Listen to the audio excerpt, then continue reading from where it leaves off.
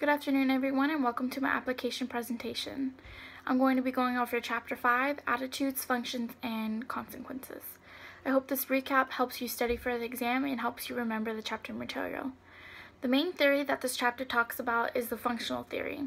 This theory suggests that the persuasive message is most likely to change an individual's attitude when the message is directed at the underlying function that the attitude serves. The different functions that attitudes can serve as and the benefits that the attitudes provide are knowledge, which helps people make sense of the world; utilitarian, helps people obtain rewards and avoid punishments; social adjustive, helps us adjust to reference groups; social identity, helps people communicate who they are and what they aspire to be; value expressive, helps people express core values and cherished beliefs; and ego defensive, can serve as a defense against unpleasant emotions people do not want to consciously acknowledge and shield from the psychologically uncomfortable truths.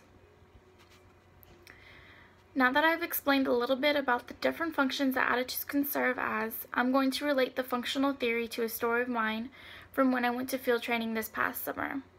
Field training, for those of you who don't know, is a part of the Air Force ROTC program, and it's training that everyone has to do in the program before they graduate and become officers.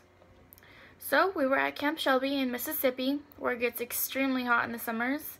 One of the days we went to cultural awareness class, and they taught us about culture and how to take into consideration other cultures' manners and ways of life to not offend them.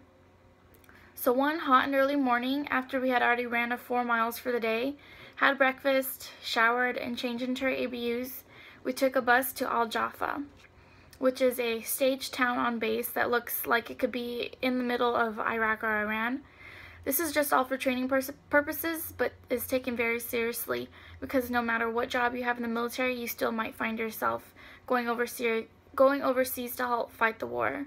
So we're all getting our paintball guns situated, getting sunscreen on and bug spray on, and ready to hear what our mission was. So the first mission was an intel mission, where we had to go into this little town and talk with, I don't remember what his name was, but let's just call him Jim. So, which Jim was the town leader, and we knew that he can give us some information on a rebel group that's been infiltrating towns and threatening our base with mortar rounds, hypothetically. With the knowledge from our cultural awareness class, we went into to complete the mission. To keep it short and to explain the importance of how this is pertaining to functional theory, we found Jim and started to have a conversation with him. At first, he was very intimidated by all of the Americans with weapons, which were just paintball guns, standing all around his house, so we had to try to make him feel comfortable and create a friendship and relationship with him. We let him know that we weren't enemies and that we can help him with security of the village, help provide food and resources to the village since they were having issues with people stealing their goats and food. This helped persuade him by appealing to his value expressive attitude function. Since he was the leader of his village, he values his family and village members and places a high value on being able to support them. Once we appealed to that attitude, he was open to giving us information on the rebel group, like where the noise of the bombs have been coming from and some of the names of the lead group members. Now we have the basic story, and I'm going to make some inferences on how we became successful in getting this information. First, we made sure to take into account situational factors of cultural norms, like males will only talk to males and females will only talk to females. We matched our message of helping the village with resources to his value expressive attitude function to be more compelling and to persuade him to give us the information that we were wanting. A hypothesis from this functional theory approach is that people are deep and complicated creatures, and to extend tolerance to others. This was very true in my story because Jim was being complicated and didn't want to talk with us at first and acting standoffish, so we were tolerant, waited, and kept trying to speak with him. We were being acutely sensitive to the functions attitudes serve. This was a great learning experience on how to communicate with other cultures and to appeal to the attitudes and the functions that they serve.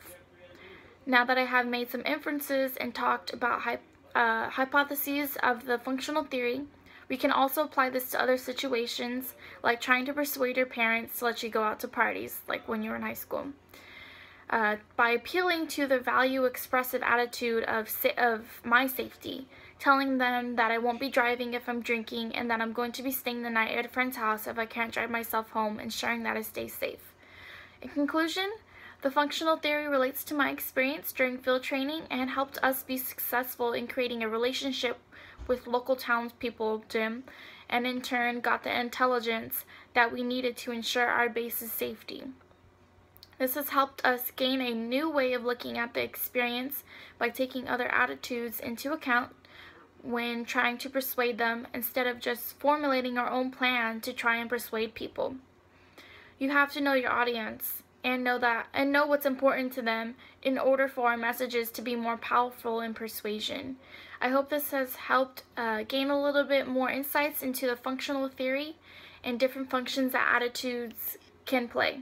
I hope you're having a great semester, and I wish you the best of luck in all of your classes. Thank you and bye.